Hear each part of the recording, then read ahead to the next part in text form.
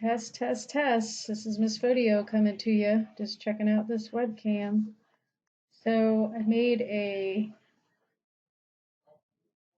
little project here, as you can see. My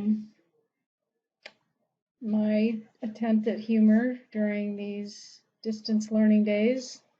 So I use Photoshop, obviously, to do this. I've got a couple of masks and just some basic text here, and I'm going to later attempt to use this website here called Photopea. Apparently that is the correct pronunciation.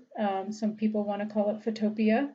Well, you call it whatever you like, but this is the one that I'm going to try to use to replicate this exact project to see how this works. So obviously you're not going to be installing Photoshop on your laptop. So we're going to try again this website called Photopea, Photopea, whatever you want to call it. And the web address is just photopea.com.